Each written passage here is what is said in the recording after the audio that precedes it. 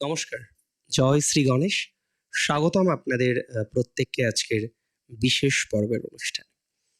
আলোচনা করছি আজকে যে রাশিটিকে নিয়ে, রাশিটি কিন্তু মিথুন। আর মিথুন রাশি মার্কারির রাশি।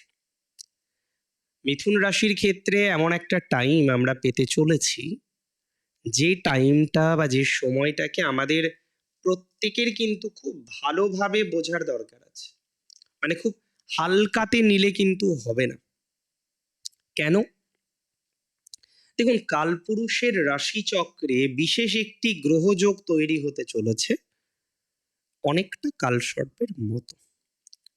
একটা কথা মাথায় রাখতে হবে যে এই যে সময়কাল, মানে আপনারা থাম্বনেল দেখেছেন, আমি মেনশন করেছি 23শে ফেব্রুয়ারি থেকে 12ই জুলাই, খুব ভাইটাল একটা টাইম। কেননা মাথায় রাখবেন, এই সময়ে রাশিচক্রে, কালপুরুষের রাশিচক্রে রাহু এবং কেতু যে ঘরে অবস্থান করবে, সেই ঘরের এক পাশে বা সেই অ্যাক্সিসের এক পাশে সমস্ত গ্রহগুলো অবস্থান করতে চলেছে। একটা কালসর্প সমপ্রভাব আসবে। খারাপ না ভালো আলোচনা করব। তবে জানিয়ে রাখি, 23শে ফেব্রুয়ারি মঙ্গল প্রবেশ করছে কুম্ভে। এই যোগটি সূত্রপাত করছে মঙ্গল। এবং অবশ্যই, যদিও মঙ্গল প্রবেশ করার সঙ্গে সঙ্গে রাহুর ডিগ্রিকে অতিক্রম করছে না, রাহু কেতুর ডিগ্রির মধ্যে প্রবেশ করছে না। অ্যাকচুয়াল এই যোগের ইন্টেন্সিটি আপনি বুঝতে পারবেন 17ই মার্চ থেকে। 17ই মার্চ থেকে এই যোগের প্রভাবটা কিন্তু আপনার জীবনচক্রে আসবে। 17ই মার্চের আগে এই যোগের প্রভাব আপনি জীবনচক্রে কিন্তু পাবেন না। 17ই মার্চ থেকে একটা খুব ইন্টেন্সিভ প্রভাব আপনার লাইফে আসবে। আমি আপনাদের পার্ট বাই পার্ট আলোচনা করব যে কোন সময় কি নেগেটিভ হতে পারে, কি পজিটিভ হতে পারে। তবে মাথায় রাখতে হবে, মিথুন কিছু কিছু সময় যেভাবে পথ চলেন, সেখানে দুটো বিষয় আমরা খুব লক্ষ্য করি। যে মিথুন রাশির জাতক জাতিকারা একটু নিজের খেয়াল খুশি মতোও চলেন। এটা খুব ইম্পর্টেন্ট একটি ট্রানজিট। মিথুন রাশির ট্রানজিট খুব ইম্পর্টেন্ট। মিথুন রাশির জাতক বা জাতিকারা অনেক সময় আমি দেখেছি নিজের খেয়াল খুশি মতো চলেন। সো এটা খুব ইম্পর্টেন্ট, নিজের খেয়াল খুশি মতো চলা। এই খেয়াল খুশি মতো চলাটা এবার একটু বন্ধ করতে হবে। তুল্য ঝোলা চলল ভোলা, এই টেন্ডেন্সিটা বাদ দিতে হবে আপাতত। কেন? তা না হলে আপনি কিছু দায়িত্ব এড়িয়ে যেতে পারেন, কিছু কর্তব্য এড়িয়ে যেতে পারেন, এবং দায়িত্ব বা কর্তব্য এড়িয়ে যাওয়ার ফলে কিছু সমসাময়িক প্রবলেম আপনার জীবনচক্রে আসতে পারে। প্রথমেই আমি বলি, মিথুন রাশির জাতক জাতিকাদের ক্ষেত্রে খুব বেশি মাথায় রাখতে হবে 17ই মার্চ থেকে 29শে মার্চের সময়টা। আপনার থার্ড হাউসে এই যোগ তৈরি হচ্ছে। আপনারা সবাই জানেন, যারা অ্যাস্ট্রোলাভার আছেন, থার্ড হাউস হচ্ছে শর্ট ট্রাভেল, 9th হচ্ছে long travel, and 12th house হচ্ছে ফরেন ট্রাভেল। তিনটে হাউস দরকার।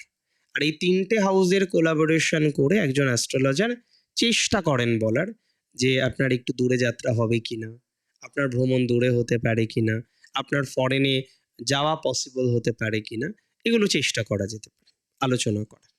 কিন্তু এই সংযোগ আপনার ভ্রমণের সাথে কানেক্টেড। এই সময়ে ভ্রমণ করাটা একটু রিস্কি হতে পারে। যে কোনো ধরনের ভ্রমণ করার ক্ষেত্রে আপনাকে সচেতন থাকতে হবে। যে কোনো ধরনের ভ্রমণ করার ক্ষেত্রে আপনাকে সাবধানে থাকতে হবে। তাহলে সাবধানে ভ্রমণ করতে হবে আপনাকে। তাড়াহুড়ো করলে বিপদ হতে পারে, তাড়াহুড়ো করলে সমস্যা হতে পারে। যদি খুব গুরুত্বপূর্ণ কাজ না থাকে, দেখুন আমি আপনাকে বলছি না বিশাল খারাপ হবে, নো। বাট আমি একটা কথা বুঝি, যেহেতু সময়টা একটু সেন্সিটিভ, কারণ শুধু বাকি 7টি বা 6টি প্ল্যানেট নয়, চন্দ্রকেও আমরা ইভেন এই টাইমের মধ্যে লক্ষ্য করতে পারব। তাহলে খেয়াল রাখুন, এই সময়ে আমাদেরকে সেফ থাকতে হবে, যতটা সেফ থাকা যায়। Please be safe in this time. এই সময়ে একটা সেফ থাকার, একটা সেফ গার্ডে থাকার চেষ্টা করুন। এটা খুব বেশি দরকার। It is very very very essential. 2026-এ 17ই মার্চ থেকে 29শে মার্চ সেফ থাকতে হবে। দূরে যাওয়ার ক্ষেত্রে, দূরে গমন করার ক্ষেত্রে, ভ্রমণ করার ক্ষেত্রে, ট্রাভেলিং করার ক্ষেত্রে, ইনভেস্টমেন্ট করার ক্ষেত্রে, প্রতিশ্রুতি দেওয়ার ক্ষেত্রে, যদি কোনো এক্সাম থাকে খুব মাথা ঠান্ডা করে দিতে হবে। তাড়াহুড়ো করলে বিপদে পড়তে পারেন। তার পরের যে টাইমিংটা পুনরায় আমরা দেখব যে সব প্ল্যানেট একদিকে আছে, চন্দ্র সহ কিন্তু। আমি যে টাইমটাকে ডিভিশন করেছি অ্যাকচুয়ালি চন্দ্র বাদে 17ই চন্দ্র বাদে বাকি সব প্ল্যানেট 23শে ফেব্রুয়ারি থেকে 12ই জুলাই একই দিকে থাকছে। চন্দ্রকে কাউন্ট করে নিয়েছি যাতে প্রেডিকশনটা আরো নিখুঁত হয়। প্রথম চন্দ্রের কানেকশন কুম্ভ রাশি এবং সিংহের মধ্যে চন্দ্রের থাকা বাকি প্ল্যানেটগুলির সাথে, সেটা কিন্তু 17ই মার্চ থেকে 29শে মার্চ। দ্বিতীয়বার চন্দ্র মুভ করবে তো দুদিন অন্তর, তারপরে কন্যাতে যাবে, তুলাতে যাবে, বৃশ্চিকে যাবে, ধনুতে যাবে, মকরে যাবে, পুনরায় কুম্ভে আসবে। আমরা আবার দেখতে পারবো। এবং কুম্ভে আসলেই হবে না, রাহু কেতুর ডিগ্রি থেকে তার ডিগ্রির মধ্যে থাকতে হবে, তো এটা বুঝতে হবে তো। তাহলে আমরা পুনরায় দেখতে পারবো 13ই এপ্রিল থেকে 27শে এপ্রিল। আর এই টাইমটা আরো ইম্পর্টেন্ট। কেন ইম্পর্টেন্ট জানেন? এই টাইমে সেফগার্ড থাকতে হবে আপনার পিতার দিক থেকে, গুরুজনের হেলথের দিক থেকে, এডুকেশনের দিক থেকে, হায়ার এডুকেশনে যে কোনো ডিসিশন নেওয়ার ক্ষেত্রে এই সময়টিকে বিশেষ গুরুত্ব দিতে হবে। হায়ার এডুকেশনের ক্ষেত্রে এই সময়ে বিশেষ গুরুত্ব না দিলে কিন্তু বিপদে পড়তে পারেন। এই সময় বিশেষ গুরুত্ব না দিলে সমস্যায় পড়তে পারেন। তাই হায়ার এডুকেশনের ক্ষেত্রে বিশেষ গুরুত্ব আপনাকে দিতে হবে, দিয়ে পথ চলতে হবে। আপনি হায়ার এডুকেশনের ক্ষেত্রে বিশেষ গুরুত্ব দিন, প্লিজ বিশেষ গুরুত্ব দিন।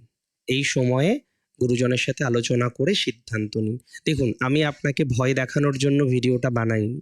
আমার একটাই উদ্দেশ্য, যাতে আপনি সময়টাকে একটু মাথায় রাখতে পারেন যে হ্যাঁ, অমুক একজন ভাই বলেছিল বা অমুক একজন দাদা বলেছিল যে এই সময়টা একটু সেফ থাকতে, একটু সেফ থাকি। সেফ থাকলে তো কোনো ক্ষতি নেই, তাই না? আমি বারবার বলবো এই সময়ে মায়ের সাথে সখ্যতাটা ভালো রাখুন। এবং বাড়ি থেকে বেরোনোর সময় একটা ছোট্ট টিপস আমি দিই, যেটা আমার বাবা সবসময় আমাকে বলে, যে বাড়ি থেকে বেরোনোর সময় মায়ের আঁচলে মুখটা মুছে বেরোনোর জন্য। সো আমি মেনে চলি, আমার বাবার পরামর্শ আমি মেনে চলি। তিনি যেভাবে আমাকে অ্যাস্ট্রোলজির গাইডেন্স দেন আমি সেইগুলো ফলো করি। তিনি আমাকে বরাবরই বলেছেন যে মায়ের আঁচলে মুখ মুছে বাড়ি থেকে বেরোতে। আমি চেষ্টা করি সেটা করার। সো আপনাকেও আমি একই সাজেশন দেব যে 13ই এপ্রিল থেকে 27শে এপ্রিল দূরে যাবেন না। যদি একান্ত যেতে হয়, যে একটা টিপস ফলো করুন, সখ্যতা, মায়ের সাথে কানেকশন, এটা বজায় রাখুন। সো এই জায়গাটা একটু সেফগার্ডে আপনাদের রাখতে হবে। আর একটা টাইম আমি আপনাদের সাথে শেয়ার করব, 10ই মে থেকে 24শে মে, একই ধরনের ভাইবস।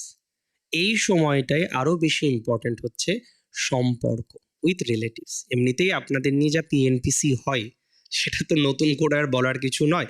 আর আপনারা এমন এমন মাঝে মাঝে কাজও করে ফেলেন না, মানে পিএনপিসি করার মতোই কাজ করে ফেলেন। ওই তুল্য ঝোলা চলল ভোলা এই কনসেপ্ট বাদ দিতে হবে।